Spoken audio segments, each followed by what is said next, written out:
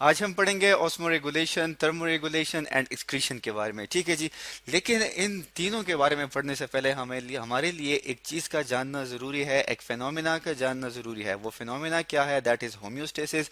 हम यहाँ पे लिख लेते हैं दैट इज़ होम्योस्टेसिस। ठीक है जी। अब होम्योस्टेसिस जो है ये है क्या बेसिकली, या इसका इन तीनों से क्या ताल्लुक है? ठीक है, हमने यहाँ पे लिख दिया दैट इज हेमोस्टेसिस। अब हेमोस्टेसिस किसे कहते हैं? हेमोस्टेसिस को हम इस तरह डिफाइन करते हैं कि हम क्या करें, जो हमारे पास इंटरनल कंडीशंस होते हैं किस चीज़ के, बॉडी के। ठीक है, हम यहाँ पे लिख लेते हैं दैट इज इंटरनल। ठीक है जी। इंटरनल किसे कहते हैं? अंदरूनी।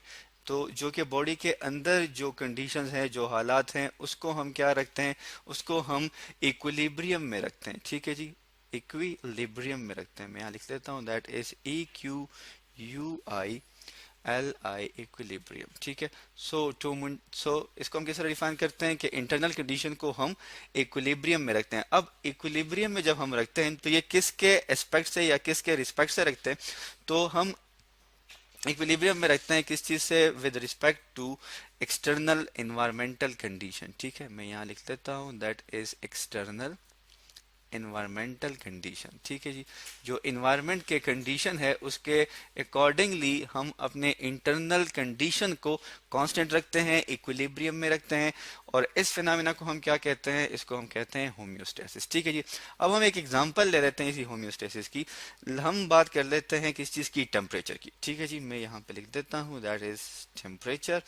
अब टेम्परेचर में मेरे पास होम्योस्टेसिस की एग्जांपल किस तरह आ रही है जी? इसको हम इस तरह डिफाइन कर लेते हैं कि जैसे कि आपको पता है कि ह्यूमन बॉडी की जो इंटरनल टेम्परेचर है उसे हम कहते हैं दैट इज 37 डिग्री सेंटीग्रेड। ठीक है जी। या हम क्या कहते हैं, इसको हम ऐसे भी लिखते हैं, या मोस्टली आपने थर्मामीटर के थ्रू भी देखा होगा, that is from 96 to 97 Fahrenheit. ठीक है जी। 96 97 हमारे पास फॉरेनहाइट भी होती है। ठीक है।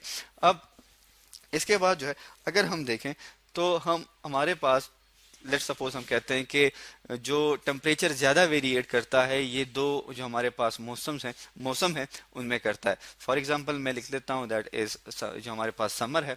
ठीक है जी। गर्मियों में जो हमारे पास बाहर का जो टेम्परेचर होता है, ठीक है जी, इन्वायरमेंट का टेम्परेचर है वो वेरिएट करता है 25 से लेके राउंड अबाउट 55 डिग्री सेंटीग्रेड तक। ठीक है जी। अच्छा, इसी तरह अगर हम बात करें विंटर सीजन की, तो विंटर में भी हमारे पास जो टेम्परेचर है दैट इज विंटर। विंटर में भी ये हम इस लिखते हैं कि ये जीरो से हम लिख लेते हैं, उससे ये वेरिएट करता है अप टू 20 डिग्री सेंटीग्रेड। ठीक है जी। अब अगर हम देखें तो इन दोनों टेम्परेचर में वेरिएशन बहुत ज्यादा है, लेकिन गर्मी हो या सर्दी हो हमारे बॉडी का टेम्परेचर जो है वो कांस्टेंट ही रखता है, दैट इज 37 डिग्री सेल्सियस या सेंटीग्रेड भी हम इसे कहते हैं। ठीक है जी। इसी तरह इससे हमें क्या पता चलता है? इससे हमें ये पता चलता है कि ह्यूमन जो है या इंसान जो है वो अपने बॉडी को होम्योस्टेसिस में रखते हैं।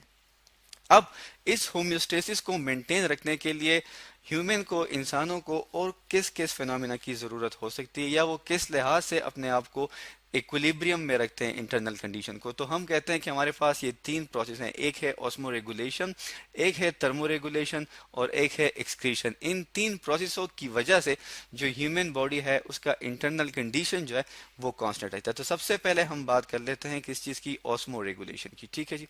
हम यहाँ लिख लेते हैं दैट इज ऑस्मो रेगुलेशन। मैंने इन वर्ड्स को सेपरेट लिख दिया है। ठीक है जी। ऑस्मो का मतलब क्या है? ऑस्मो का मतलब होता है हमारे पास ऑस्मोटिक प्रेशर। ठीक है, मैं यहाँ लिख लेता हूँ दैट इज ऑस्मेटिक प्रेशर। अब सवाल ये पैदा होता है कि ऑस्मेटिक प्रेशर क्या है? ऑस्मेटिक प्रेशर जो है हमारे पास, हम इसको इस तरह डिफाइन करते हैं कि कोई भी ऑर्गेनिज्म, कोई भी सेल, वो अपने सेल में वाटर को और साल्ट की कंसंट्रेशन को मेंटेन रखने का जो प्रोसेस है, वाटर एंड साल्ट, में यहाँ लिख लेता हूँ that is water and salt, इसको मेंटेन या इक्विलिब्रियम में रखने का जो प्रोसेस है उसे हम क्या कहते हैं? उसे हम कहते हैं ऑस्मो रेगुलेशन। अब ऑस्मोटिक प्रेशर में हम इसको किस तरह मेंटेन रखते हैं? ऑस्मो रेगुलेशन को इसको हम इस तरह मेंटेन रखते हैं कि लेट्स सपोज हम बात करते हैं कि हमारे पास एक सेल है। ठीक है जी। अब सेल क्या करता है? इस ऑस्मोटिक प्रेशर के थ्रू अपने स्ट्रक्चर को मेंटेन रखता है, शेप को बरकरार रखता है।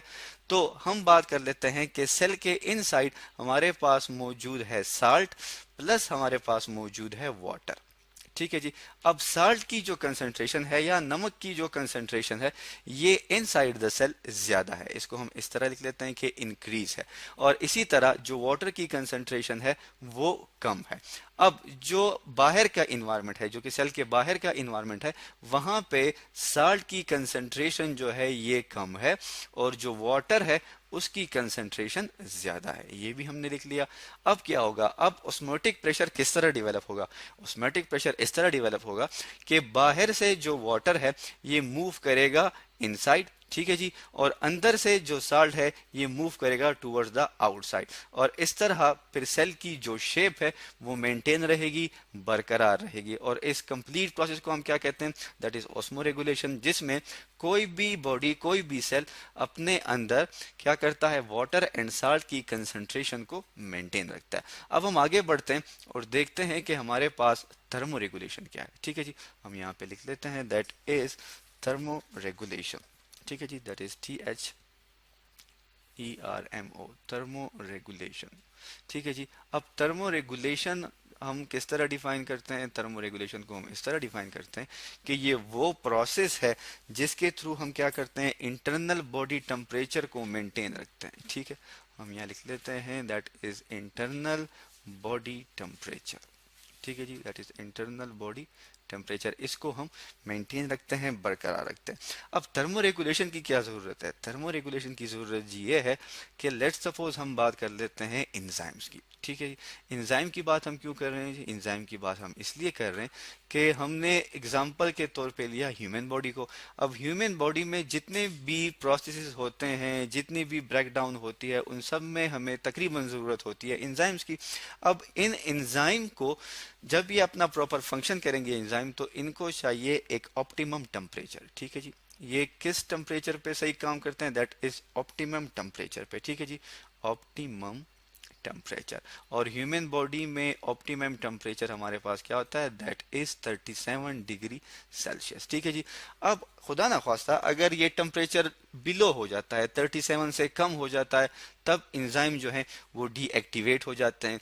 या अगर ये टेम्परेचर एक्सीड कर जाता है, जैसा कि हमें फीवर होता है, बुखार होता है, ठीक है, तो तब क्या होगा? तब ये इंजाइम जो है ये हमारे पास डीनेचर हो जाते हैं। जब लो होता है तो ये डीएक्टिवेट होते हैं, जब टेम्परेचर लो होता है तो ये डीएक्टिवेट होते हैं। हम लिख देते हैं यहाँ पे कि जब टेम्परेचर लो होगा तो इंजाइम क्या हो जाते हैं? डीएक्टिवेट हो जाते हैं। ठीक है, ये हमने लिख लिया, दैट इज डीएक्टिवेट।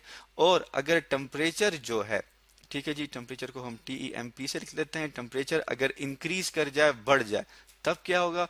तब हमारे पास जो इंजाइम है ये क्या हो जाते हैं? डीनेचर हो जाते हैं। डीनेचर का मतलब क्या है कि वो अपने स्ट्रक्चर को चेंज कर लेते हैं, अपने फंक्शन को चेंज कर लेते हैं।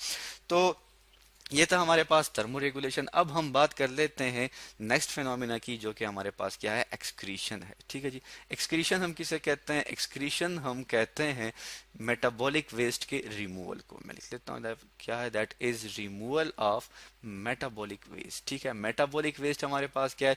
जब हम खुराक लेते हैं तो जब उनकी ब्रेक डाउन हो जाती है, वो टूट जाते हैं, तो अब वो फूड जो कि हमें ज़रूरी होता है वो बॉडी में स्टोर हो जाता है, और वो जिसकी ज़रूरत नहीं है हमारी बॉडी को, वो हमारे पास मेटाबॉलिक वेस्ट में कन्वर्ट हो जाता है। तो इस मेटाबॉलिक वेस्ट को हम रिमूव करते हैं दो तरीक़ों से। एक है हमारे पास दैट इज़ यूरिन, एक यूरिन के थ्रू हमें रिमूव करते हैं जो कि हम किडनी के थ्रू करते हैं, और एक हमारे पास लार्ज इंटेस्टाइन के थ्रू जिसे हम यूरिया कहते हैं, यूरिया के थ्रू भी हम इसे रिमूव करते हैं। तो आज हमने पढ़ा किस चीज़ के बारे में जी? आज हमने पढ़ा दैट इज ऑस्मोरेगुलेशन, थर्मोरेगुलेशन, जो कि हमारे पास क्या है? हमारे पास डिफरेंट प्रोसेसेस हैं। फिर हमने हेमोस्टेसिस को डिफाइन किया। हेमोस्टेसिस हमारे पास वो कंडीशन है जिसमें हम इंटरनल बॉडी कंडीशन को इक्विलिब्रियम में रखते हैं। फिर हमने बात की ओस्मोरेगुलेशन की, किस तरह हम ओस्मोरेगुलेशन के थ्रू क्या कर सकते हैं?